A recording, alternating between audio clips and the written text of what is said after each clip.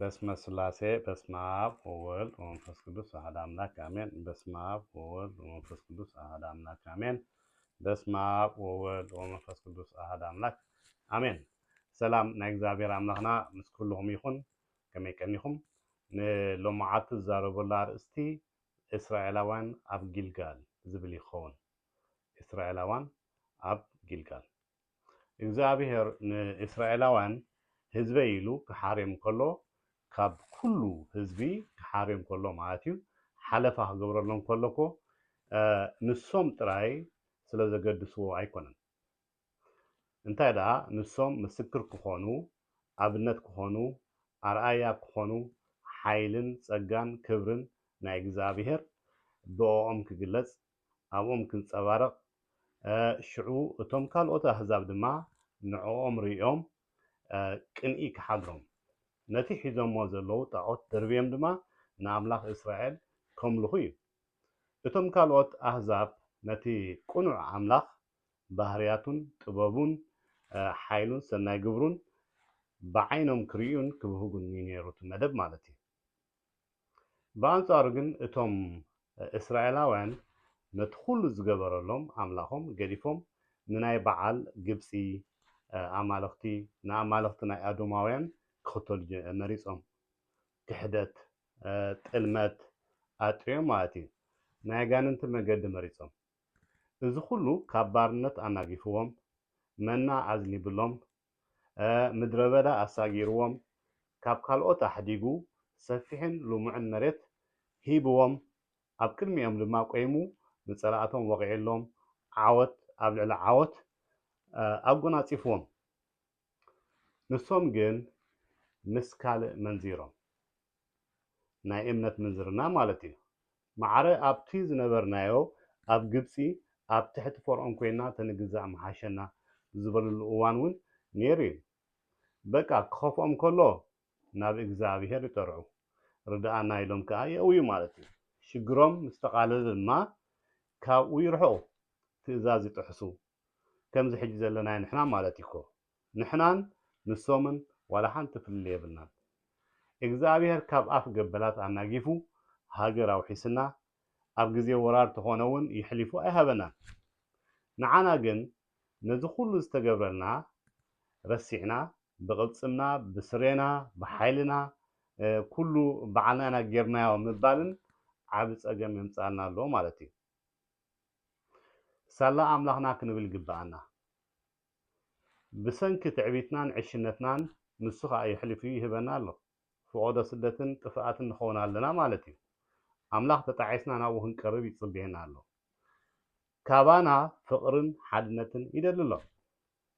ንሕና ግን ዋላ ብኩሉ እንተተዓመፅና ብሙሉእ ልብና ኣሚንና ተጣዒስና ኢድና ዘርጊሕና ናብ ኣምላኽና ክንልምን ኣይከኣልናን። ትውክልትና ኣብኡ ኣይገበርናን ዘለና። ሃገርና ካብ ኩናት ወረ ኩናት ስጋብ ሕጂ ኣይዕረፈትን። ውሉድን ወላድን ተበታቲኑ ኣዝዩ ብዙሕ ሰብ ካብ ዓዱ ተሰዲዱ ኣብ ስደት ክንደይ መንእሰይ ኣብ ምድረ በዳን ኣብ ባሕርን ይጠፍእ ኣሎ፣ ይዕመፅ ኣሎ፣ ይሽየጥን ይልወጥን ኣሎ፣ ይዕመፅ ኣሎ። ኩሉ ኮታስ እንታይ ሞ ዘይተገብረ እንታይ ዘየጋጠሞ ብዙሕ ግፍዕታት ይሕልፍ ኣሎ ኣብ ፍቆዱ ማለት እዩ። ድሕሪ ክንደይ ክርተት ኣብ ሓደ ሃገር ምስ ዓለበ ድማ ተሳንዩ ክንዲ ዝነብር ህይወቱ ክንዲ ዘመሓይሽ ሃይማኖቱን ባህሉን ዓቂቡ ክንዲ ዝኸይድ ብኣውራጃን ብፖለቲካን ተፈላለዩ ኣብ ሶሻል ሚድያ ክናቆት ውዕል ኣሎ።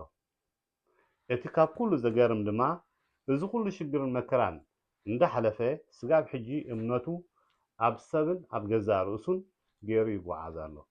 ስደትና ይኹን መሰደሪና ፈፂሙ ኣይተረዳእናን ዘሎ ክሳብ ሕጂ።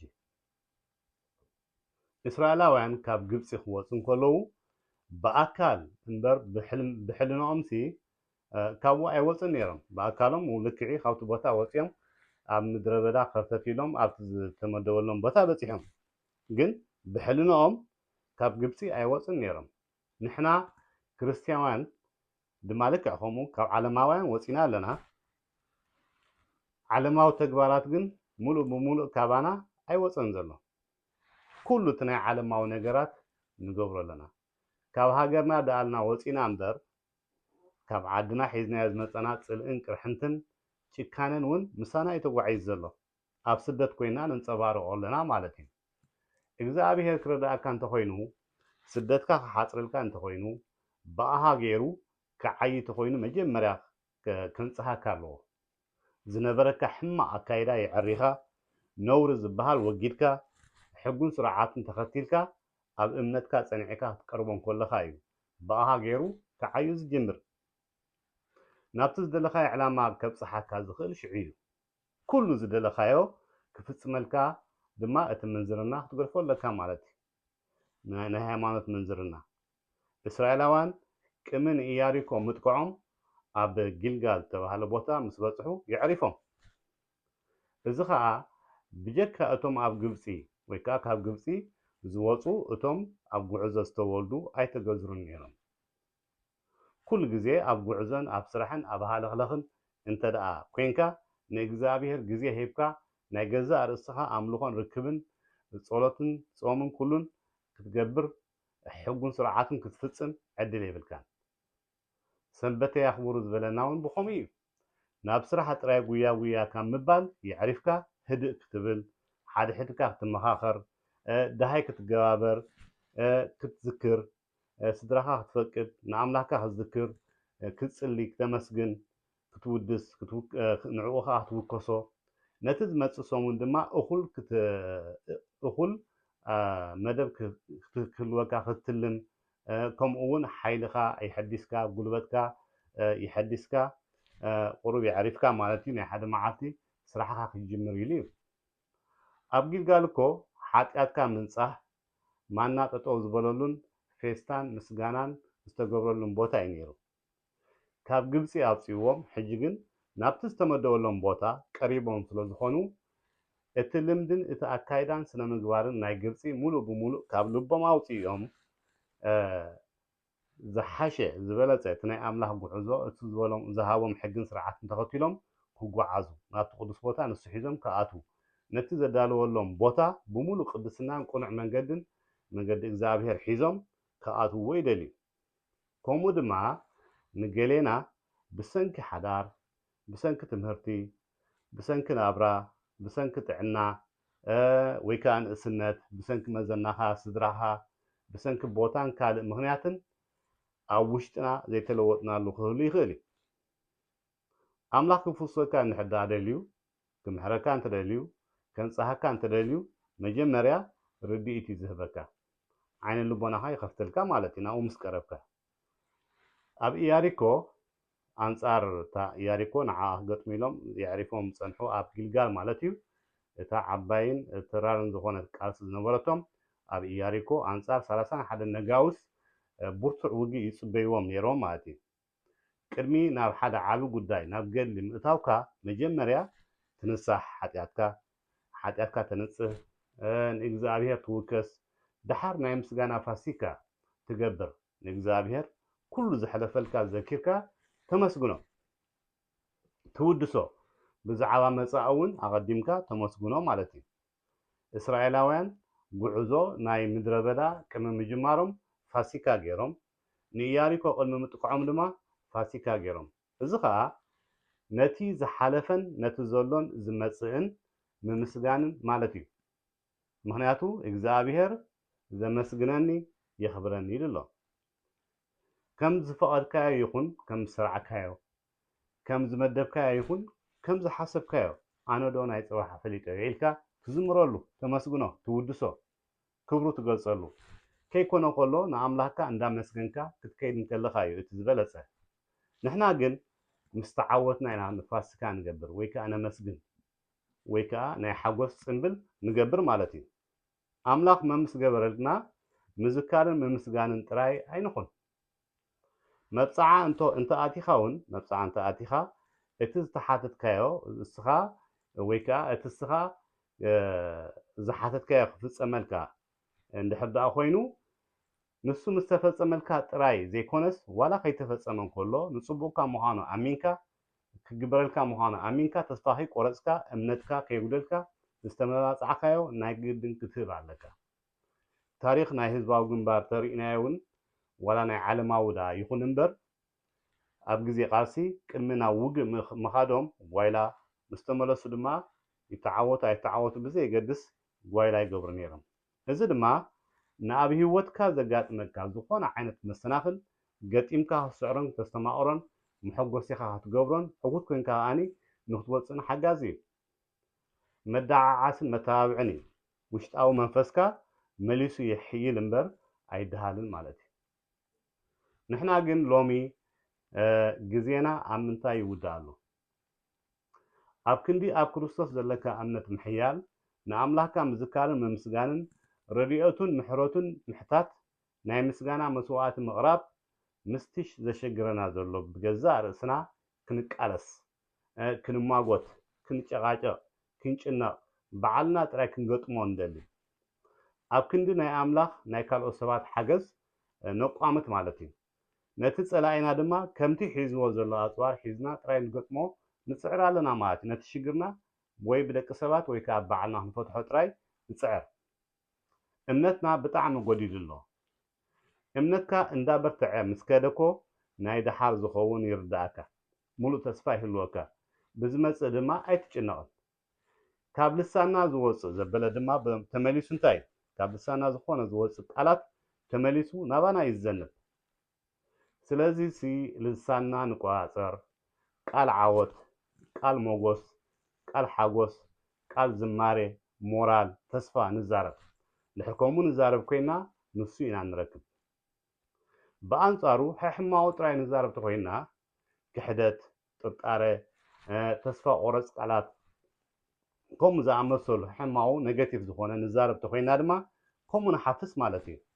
ብምስጋና ናይ እስራኤላውያን እኮ መንደቕ ኢያሪኮ ብዘይ ኩናት ይፈሪሱ ብዘይ ኩናት ተፈሪሱ ማለት መቑሕ ናይ በዓል ጴጥሮስ እውን ብምስጋና ተፈቲሑ። ንጉስ ዳዊት ንእግዚኣብሔር ኩሉ ግዜ የመስግኖ ነይሩ። ዓወት ኣብ ልዕሊ ዓወት ድማ ይጎናፀፍ ነይሩ። ስለዚ ኣምላኽና ዝገብረልና ውዕለት ፈፂምና ኣይንረስዕ። ናይ ደቂ ሰባት እቲ ዝዓበየ ድኽመትና ኮ እቲ ዝተገብረልና ምርሳዕ እዩ። ኣምላኽ ዝገበሮ ግብርሲ ኣይረሳዕ ዳ ትማሊ ዝገበሮ ሎሚ እውን ክገብሮ እዩ ኢልካ ምእማን እቲ ዝዓበየ እምነት እዩ። ቅዱስ ኢያሱ ግብሪ እግዚኣብሔር ከይርሳዕ ኢሉ እንታይ ገይሩ ካብ ነፍሲ ወከፍ ነገድ እስራኤላውያን ብዝኣከቦ ኣእማን መዘከርታ ክኸውን ኢሉ ጨርሒ ጨሪሑ። ንሕና ድማ ክስዕር ዝኽእል ሂወት ክህልወና ዝኽእል ትማሊ ዝተገብረልና ብምዝካርን ብምምስጋንን እዩ። ናብ ታሪክ ናይ እስራኤላውያን ተመሊስና ናብ ታሪክ ናይ እስራኤላውያን ማለት እዩ ተመሊስና እንተሪእናዮ ሓደ ዓብይ ጌጋ ዝፈፀምዎ ነይሩ ኣብ ጉዕዞኦም። እሱ ከዓ እንታይ እዩ ንኢያሪኮ ዘፍረስና እዚኣ ዳ እንታይ ኣላታ ኢሎም ንሓንቲ ዓይ ትበሃል ንእሽቶ ኩርባ ዝኾነት ማለት እዩ ዓዲ ንኣምላኾም ከይተወከሱ ከጥቅዕዋ ወሲኖም ብገዛ ርእሶም። እቲ ኣቐዲሞም ዝተዓወትዎ ብሓይሊ ናይ እግዚኣብሔር ብሓይሊ ኣምላኽ ምዃኑ ድሮ ረሲዖሞ ማለት እዩ። ንኣምላኽ ኣመስጊኖም ብዛዕባ ዝቕፅል ድማ ከይተወከሱ ኣብ ቅልፅሞም ኣሚኖም እቲ ዘዕወቶም ናቱ ሓይሊ ምዃኑ ረሲዖም ንዓይ ከጥቅዕዋ ተበጊሶም። ሽዑ እንታይ ኮይኑ ስዕረት ድማ ጋጢሞም። ስለዚ ሓደ ነገር ምስ ሰለጠካ ዝግ ኢልካ ንኣምላኽካ ምዝካርን ምምስጋንን ይግባእ። ትዕቢት ከየምፃልካ እውን ምጥንቃቕ የድሊ። ሓደ ግዜ ካብ ምስላጥ ዘይምስላጥ ይበልፅ። ምክንያቱ ብዙሓት ሰባት ኣብ ታሪክ ከም ንዕዘቦ ብዙሓት ሰባት ዋላ ናይ መፅሓፍ ቅዱስና ማለት እዩ ምስ ሰለጦም እዮም ዝወድቁ። ምስ ተዓወቱ እዮም ትዕቢት ዘሕድሩ። ሰብ ይርስዑ ኣምላኾም ይርስዑ። ፀጋ እግዚኣብሔር ከዓ ካብ ምርካባ ምዕቃባ ይኸብድ። ስልጣን ሃብቲ ዓወት ዝና ህቡብነት ተጠንቂካ ተዘይሒዝካዮም ውድቀት ከምፅልካ ይኽእሉ እዮም። ገና ናብቲ ዝቕፅል ዝለዓለ ደረጃ ከይበፃሕካ ክትቁፀር ትኽእል ኢኻ። success can be your worst enemy for progressing። ኩሉ ካብ እግዚኣብሔር እዩ ዝብል እምነት ተዘይብልካ ካብ ሕጉን ስርዓቱን ክትወፅእ ተጀሚርካ ኣወዳድቓኻ ብጣዕሚ ሕማቕ እዩ ዝኸውን። ኣምላኽ ክባርኸካ ክደሊ ከሎ ድማ ሓደ ግዜ ነገራት ይበዝሑኻ።